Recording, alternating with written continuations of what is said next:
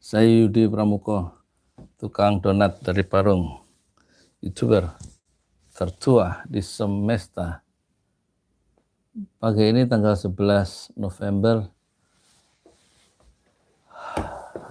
2011, saya ingin membandingkan ya kelebihan dari Hakim dan Yusuf Mansur ya, serta kekurangan keduanya itu dari segi dakwah ya. Apa kelebihan Hakim? Dia lebih cenderung niatnya, orientasinya ingin menjadi ulama, menjadi ahli ilmu. Sementara Yusuf Mansur orientasi hidupnya lebih kepada memburu denting, dolar, dan dinar. Dia lebih ingin menjadi pengusaha. Sejak awal ya, kecenderungan kedua orang ini berbeda ya. Kedua orang ini berbeda. Meskipun Hakim itu juga sangat concern terhadap usaha ya. Dia pernah jadi supir angkot ya, dan dengan uang sendiri pada umur 27, karena hasil usahanya sebagai supir angkot dan usaha macam-macam, dia naik haji pada umur 27 ya, tanpa bantuan orang tua, karena dia dagang.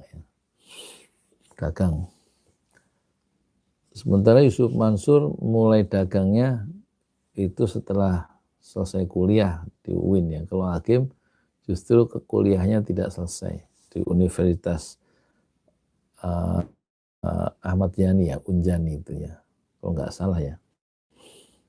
Jadi dari segi orientasi hidup atau dari segi kecenderungan kecenderungan mereka, Hakim tampaknya ingin menjadi ulama ya, sebagaimana yang dia ungkapkan dalam video-videonya. Sementara Yusuf Mansur dalam videonya ingin menjadi orang yang kaya raya.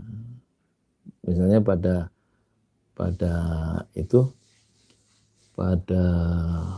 2011 di ANTV yang saya lihat setiap pagi itu, dia ingin memiliki kekayaan 10 triliun.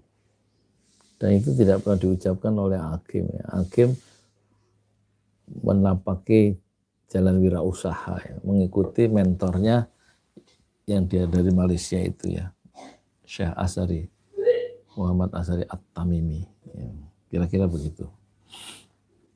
Jadi wirausaha atau bisnis sebagai alat untuk dakwah, bukan menjadi tujuan utama. Dan sekarang konon ada di Darut Tauhid itu, kalau Hakim mendirikan Darut Tauhid, kalau Yusuf Mansur mendirikan Darul Quran ya. Dan di komplek Darut Tauhid sebagaimana yang diungkapkan oleh Hakim, dia mundur sebagai orang yayasan Darut Tauhid pada usia 40 dan kemudian mengembangkan usahanya untuk keluarga, untuk mencari nafkah dengan mendirikan perusahaan ya, MK Corporation, mungkin sekitar 20 perusahaannya itu untuk. Jadi dia memisahkan kegiatan dakwah, tidak dicampur dengan kegiatan bisnis. Untuk menghidupi keluarganya dan mencari uang, dia membangun perusahaan sendiri, yaitu MK Corporation PT.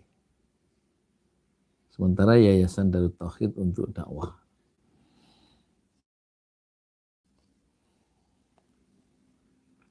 Dan Hakim concern terhadap bagaimana menyentuh titik-titik dakwah sebagai audiensnya, sebagai pasarnya seluas mungkin. Makanya dia belajar menerbangkan pesawat gitu misalnya, sehingga komunitas penerbangan tertarik dengan ucapan-ucapan dakwah dari Hakim. Dan dia juga melakukan belajar menyelam, sehingga komunitas yang diving itu bisa mendengarkan ucapan-ucapan dakwah dari Hakim.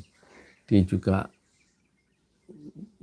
senang olahraga dan mempelajari wushu, ya, memainkan pedang dan lain-lain, dan juga sepeda, dan kemudian berkuda, memanah. Jadi dia mengeksplor seluruh minat-minat yang mungkin dikembangkan, memanah, berenang, menyelam, penerbangan pesawat, dan lain-lain. Dan wirausaha itu sebagai alat ya untuk menyentuh titik-titik dakwah di mana minat manusia memang berbeda-beda. Ya. Sementara kalau Yusuf Mansur itu betul-betul fokus pada bagaimana mengembangkan dakwah dan menjadikan Quran sebagai alat untuk mengembangkan Darul Quran dan juga kebesaran nama pribadinya. Sementara Hakim cenderung untuk menjadi orang yang tidak terlalu menonjol kecuali menonjolkan kajian-kajian seperti Al-Hikam, kitab tasawuf, karang dari Athaillah Al-Askandari, dan dia punya rutin pengajian di Darut Tauhid membahas kitab tasawuf yang bermutu tinggi itu setiap minggunya, dan kemudian di YouTube kan disebarkan melalui media. Sementara Yusuf Mansur itu lebih show off ya, lebih ingin apa istilahnya ya, ini loh saya gitu kira-kira ya, inilah mimpi saya, inilah cita-cita saya membeli Indonesia, dan ngajak orang lain untuk melakukan patungan usaha dan patungan aset ya. Dan dia berani ngambil risiko. Pernah dalam satu videonya sebelum dia masuk penjara di masa dulu, dia dulu cara bisnisnya itu kalau menemui orang supaya tendernya menang, dia membawa mobil katanya ke orang itu, dan kemudian mobilnya ditinggalkan di rumah orang itu dengan harapan dia memenangkan proyek itu. Jika sudah selesai maka dia akan menyerahkan BPKB-nya, surat-suratnya. Itulah model bisnis yang dulu ya dikembangkan oleh Yusuf Mansur ya. Sebelum dia mendapatkan musibah masuk penjara 2 kali karena bisnis dan karena utang. Ya, sebelum dia terkenal. Dan dia menceritakan itu di beberapa videonya. Jadi kelihatan kecenderungan berbeda. Meskipun secara akademik Yusuf Mansur adalah lulusan Fakultas Syariah di Universitas Islam Negeri Jakarta di Ciputat, dan saya jurusan Tarbiyah Pendidikan di universitas yang sama, tapi saya tidak pernah berjumpa di kampus itu karena beda angkatan, saya lebih tua. Jadi saya ingin menjelaskan kecenderungan manusia itu memang hanya 4, menjadi pengusaha, senang dengan uang, itulah Yusuf Mansur. Dan kemudian kecenderungan kedua, orang senang dengan ilmu, itulah Hakim. Dan orang cenderung dengan bisnis, senang dengan seni dan budaya. Dan kemudian tipe orang itu senang dengan kekuasaan politik. Jadi tampaknya Hakim akan menjadi besar dikenang sebagai seorang ulama atau seorang ustadz. Yusuf Mansur akan pasti dikenang sebagai seorang pengusaha, dan dia tidak akan pernah besar menjadi seorang ustadz atau seorang ilmu. Tapi Hakim akan dikenang bukan sebagai seorang pengusaha, meskipun dia punya perusahaan banyak, akan dikenang sebagai seorang ulama, seorang ustadz. Ya kan?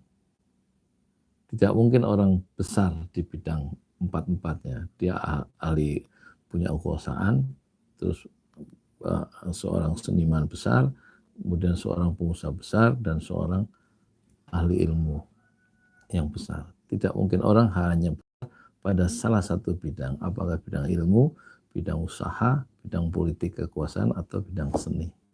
Hanya itu 4 kecenderungan manusia. Itulah yang bisa menjelaskan apa bedanya Hakim dan Ustadz Yusuf Mansur. Untuk selebihnya silakan Anda menilai sendiri siapa Hakim dan siapa Ustadz Yusuf Mansur. Assalamualaikum warahmatullahi wabarakatuh.